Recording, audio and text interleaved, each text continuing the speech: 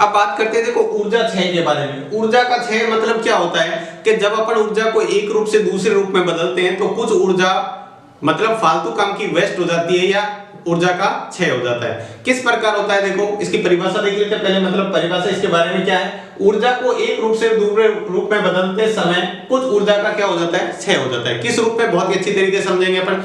देखो कौन कौन से होते हैं ऊर्जा क्षय के प्रकार, उष्मा ऊर्जा, प्रकाश ऊर्जा और ध्वनि ऊर्जा।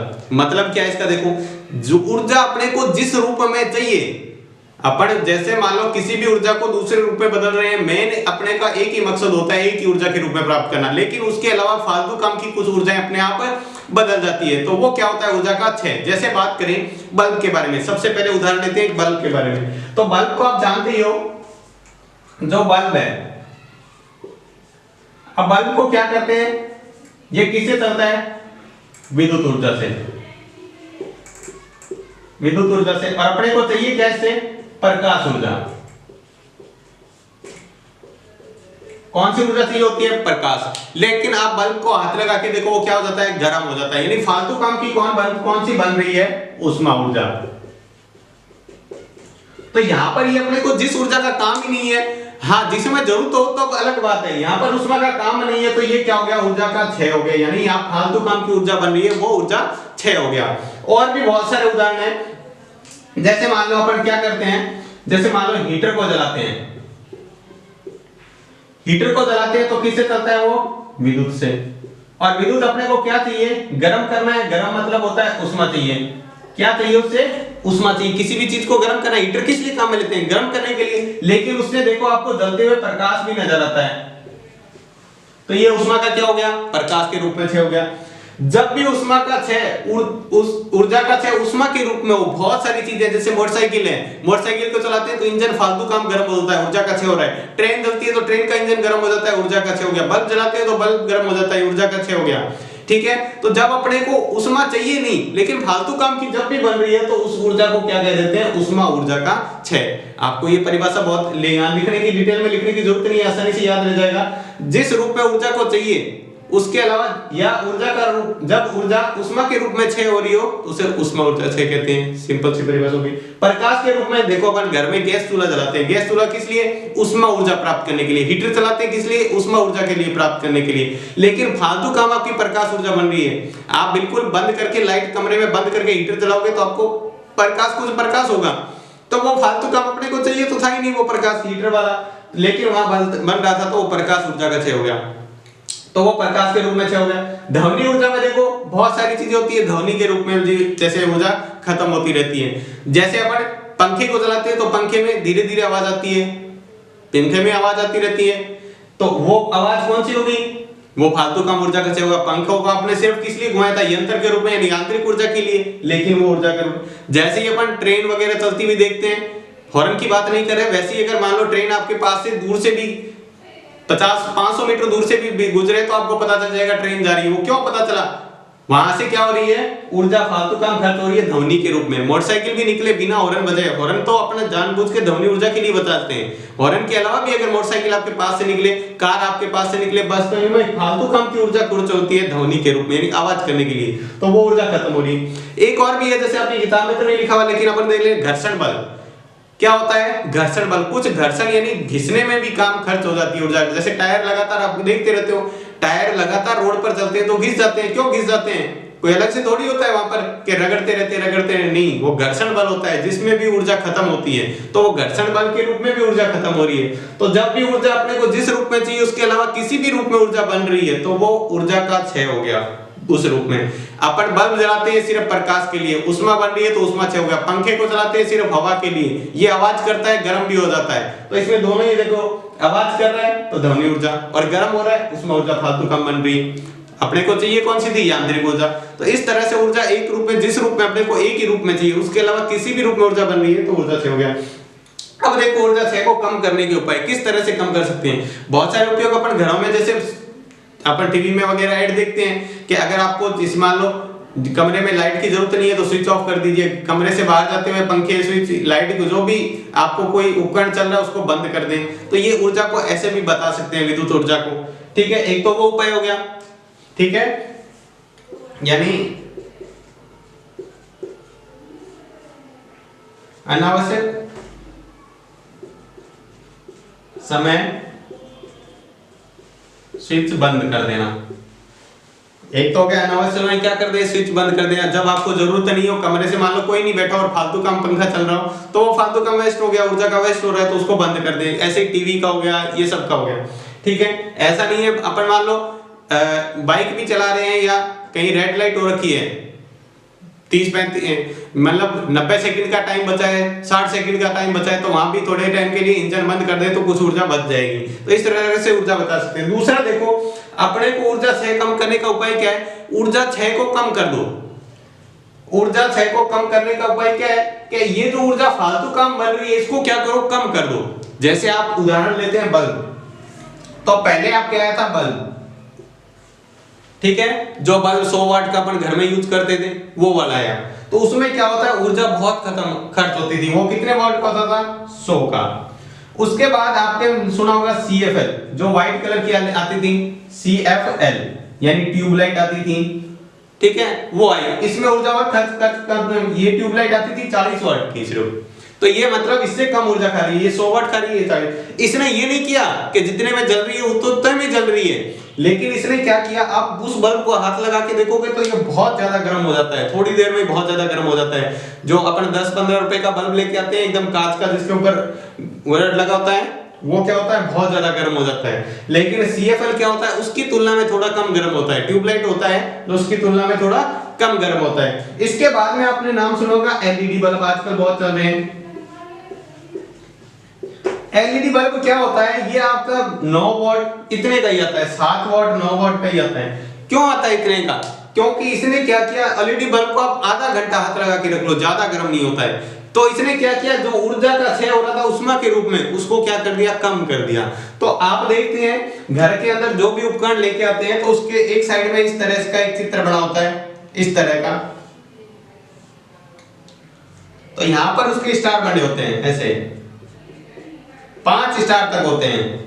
तो जितने स्टार उसके ऊपर कलर किए होते हैं, जैसे मान लो 3 तक किए तो मतलब ये ऊर्जा क्या है, ऊर्जा जो खत्म कर रहा है, जो उस ऊर्जा का क्षय कर रहा है वो 3 स्टार तक कर रहा है। अगर 5 ले लेते हो तो मतलब बहुत कम ऊर्जा का वो क्या करेगा, इन ऊर्जाओं को खर्च, ऊर्जा क्षय बहुत कम करेगा, उष्मा के रूप में, प्रकाश यानी किसी भी रूप में, दूसरे रूप में नहीं है। अपने को जो चाहिए ज्यादा से ज्यादा उसी में बदलने की कोशिश करेगा, उतना ही कम करता जाता है। तो ऐसे ही अपन ये उदाहरण लेके उसको समझा सकते हैं, ऊर्जा क्षय को कैसे कम करना है। ये ऊर्जा का क्षय प्रकाश के रूप में, उष्मा के रूप में और ध्वनि के रूप में हो रहा है, इसको कम करके ऊर्जा क्षय को कम कर सकते हैं। तो ये इसका सिंपल सा तरीका हो गया। ये आप लिखने का भी इसी तरीके से लिख सकते हैं, जिसमें हम पढ़ेंगे शक्ति के बारे में, यानी पावर के बारे में। तो क्या होती है शक्ति, इसके बारे में देख लेते हैं। तो देखो, शक्ति की सिंपल सी परिभाषा तो देख लेते हैं। क्या होता है, कार्य करने की दर को ही क्या कहते हैं, शक्ति कहते हैं। कार्य करने की दर को शक्ति, बहुत सिंपल सी परिभाषा, लेकिन समझना, थोड़ा सा ध्यान दें तो समझ में आ जाएगा। तो देखो सिंपल सा उदाहरण लेते हैं। एक मान लो कोई मशीन है, ये मान लो 2 मशीन है। एक मशीन ये है जिसका नाम A है, एक मशीन ये है जो B है, ठीक है। तो सिंपल सा ध्यान से समझे, इसको समझ में आ जाएगा। तो ये मशीन क्या है, किसी m द्रव्यमान की इस वस्तु को यहां से उठाती है और यहां पर एक मंजिल है, इसके ऊपर मकान बना हुआ है, इसके ऊपर रखना है इसको, और इसमें भी इतनी ऊंचाई पर है, ये h ऊंचाई पर है, इसका द्रव्यमान में, ये भी h ऊंचाई पर है, इसका द्रव्यमान में। तो ये मशीन क्या करती है, इसको उठाती है यहां से और इसके ऊपर यहां रखना है, इसको उठाना है और यहां रखना है। दूसरी मशीन भी क्या है, ये भी m द्रव्यमान का ही है, उतना का उतना साइज है, जितना साइज है उतना का उतना साइज है, इतनी ही ऊंचाई पर। इसको भी उठाकर क्या करना है, यहां रखना है। ये मशीन इसको उठाएगी और यहां रख देगी, ये भी मशीन इसको उठाएगी और यहां। तो देखो इसके अंदर ध्यान से समझना, ये मशीन है जो उठाकर इसको रखती है, इसको टाइम लगता है वो है 10 सेकंड। कितना टाइम लगा, 10 सेकंड। इसने उस मशीन को उठाकर सिर्फ मात्र 1 सेकंड के अंदर बाहर रख दिया। इसने कितना लिया, 10 सेकंड। यहां पर उठा के रखने का इसने 10 सेकंड टाइम ले लिया, उतना ही बाहर का वस्तु दूसरी मशीन ने उसको उठाकर वहां पर रख दिया मात्र 1 सेकंड में। तो आप खुद बता लें किसकी शक्ति ज्यादा है। इसकी शक्ति क्या होगी, ज्यादा, क्योंकि इसने बहुत जल्दी से काम कर दिया, यानी इसकी दर क्या है, ज्यादा है। दर मतलब कम समय में काम कर देती है, तो इसकी दर क्या होगी, ज्यादा होगी। जैसे एक और उदाहरण लेते हैं, यहां पर 2 व्यक्ति हैं, एक ये हो गया, दूसरा ये हो गया। ये व्यक्ति ए है, ये बी है, ये दोनों यहां से भागना स्टार्ट करते हैं। इन दोनों के पास में क्या है, कुछ सर पर वजन रखा हुआ है, यानी 10 केजी, इसके ऊपर भी 10 केजी। ये यहां से भागना स्टार्ट करते हैं और यहां तक पहुंचना है इसको, भागते भागते यहां तक पहुंचे। तो जो पहला व्यक्ति था ये जो है वो ए है, ये है बी। तो जो पहला व्यक्ति यहां पे पहुंचा ए, तो ए को यहां पर पहुंचने में समय लगा, ये ए है, ए को यहां पर पहुंचने में समय लगा, वो लगा 5 सेकेंड, 5 मिनट। और जो बी है उसको यहां पहुंचने में समय लगा, वो है 15 मिनट। दोनों साथ में भागे थे, एक जितना ही वजन उठा रखा है, दोनों ने एक जगह से एक लाइन से भागना स्टार्ट किया और यहां तक पहुंचे। तो पहुंचने में क्या है, ए को तो 5 मिनट लगे, तेज भागते हुए जल्दी पहुंच गया। ये क्या है, बी 15 मिनट में पहुंचा। दोनों एक साथ थे, एक बराबर ताकत थी दोनों की, मतलब दोनों एक जितने ही थे, ऐसा नहीं है कोई छोटा बड़ा था, दोनों एक जितने थे। भागना स्टार्ट किया और ये तो ए क्या हुआ, जल्दी पहुंच गया। तो मतलब क्या हुआ, ए की शक्ति क्या है, ज्यादा है। तो ये अपने शक्ति कहते हैं, यानी किसी भी यंत्र द्वारा कार्य करने की दर को क्या कहते हैं, शक्ति कहते हैं। इसे किससे लिखते हैं, अंग्रेजी के पी बड़े अक्षर से पी से लिखते हैं। और शक्ति भी एक अदिश राशि है। अदिश आपको याद ही होगा, जिसमें सिर्फ परिमाण की जरूरत होती है, दिशा की जरूरत नहीं होती, यानी कौन सी दिशा में क्या है ये जरूरी नहीं है, दिशा की जरूरत नहीं होती है। तो ये आपको समझ में आ गया होगा ये उदाहरण।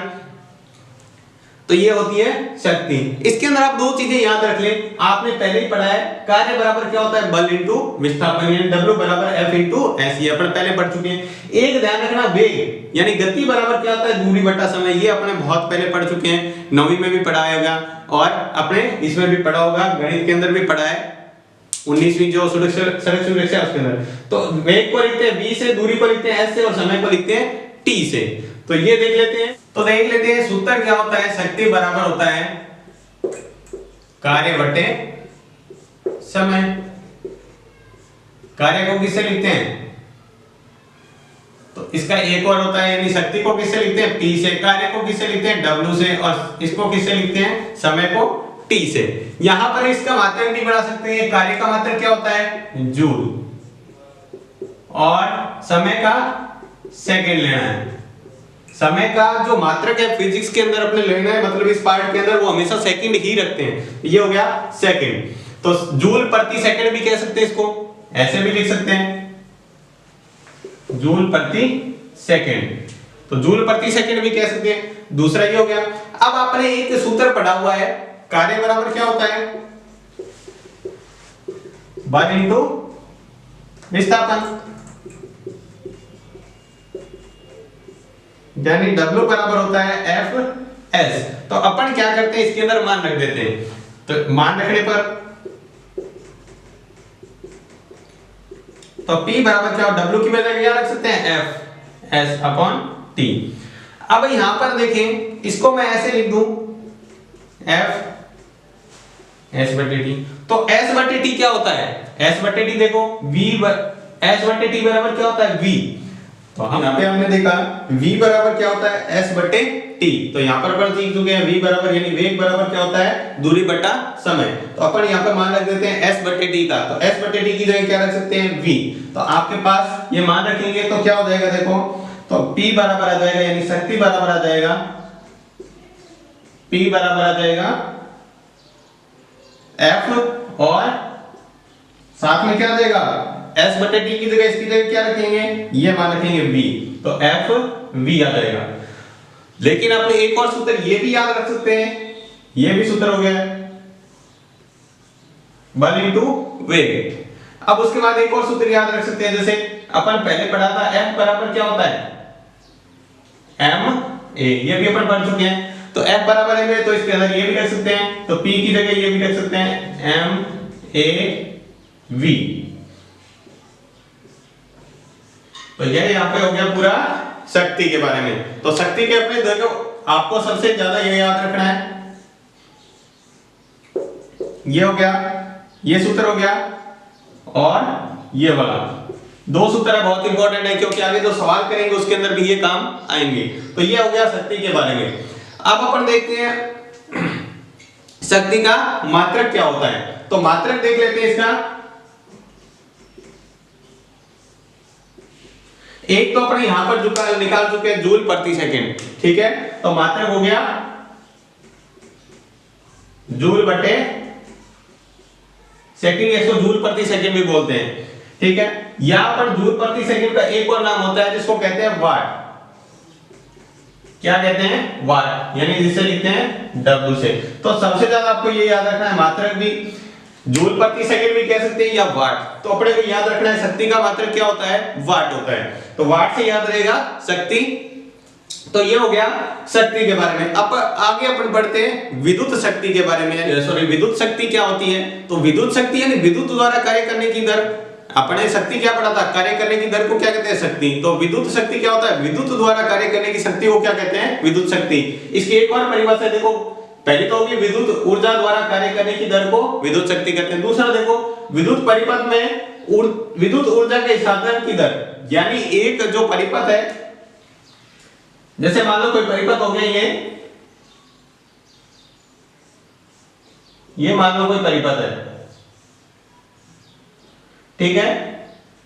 यहां भी कोई भी लोड लगा, तो यहां से विद्युत द्वारा यहां पर मान लो कोई भी बिंदु ले ले, यहां पर स्थानांतरण की दर, विद्युत ऊर्जा कितनी जा रही है, कितनी स्थानांतरित हो रही है, उसकी दर को क्या कहते हैं? विद्युत शक्ति कहते हैं। तो यहां पर अपन देख लेते हैं इसका सूत्र क्या होता है।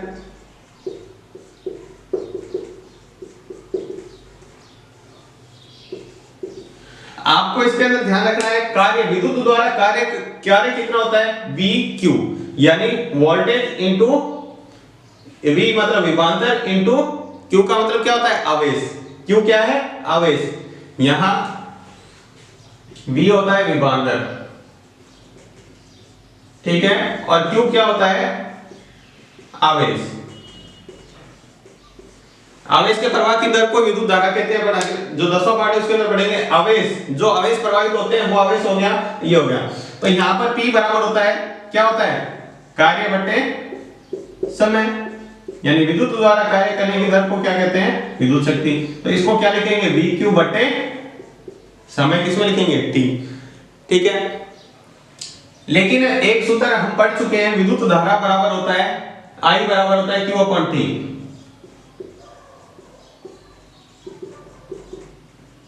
I बराबर होता है Q बटे T। तो इस Q बटे T की जगह क्या रख सकते हैं? ये जो Q बटे T है इसकी जगह अपन रख देंगे I। तो P बराबर हो जाएगा VI। तो ये सूत्र हो गया विद्युत शक्ति का। किसका सूत्र हो गया? विद्युत शक्ति का। इसका भी मात्रक वही है, वाट होता है। मात्रक वाट होता है। लेकिन जो इसका व्यावसायिक मात्रक है,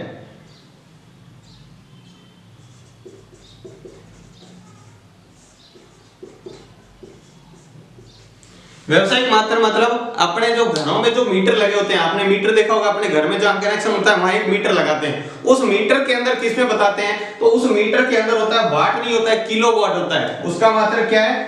किलोवाट।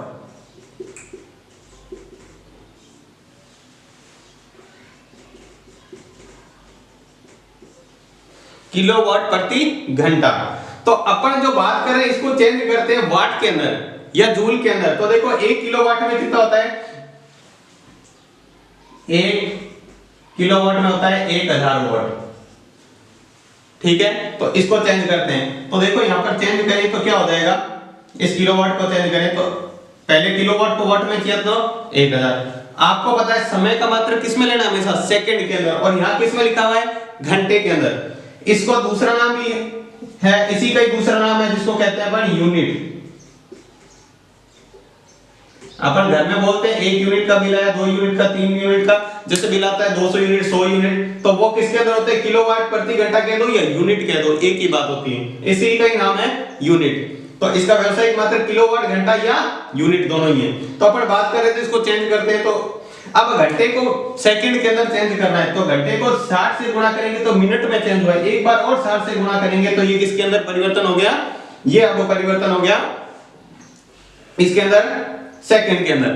तो ये इसको गुणा करेंगे तो कितना आ जाएगा? इसको लिखेंगे 36 देखो कितना जीरो है, 3 जीरो ये रहे, चौथा ये पांचवा, तो 5 जीरो इसके आगे लगा दिए।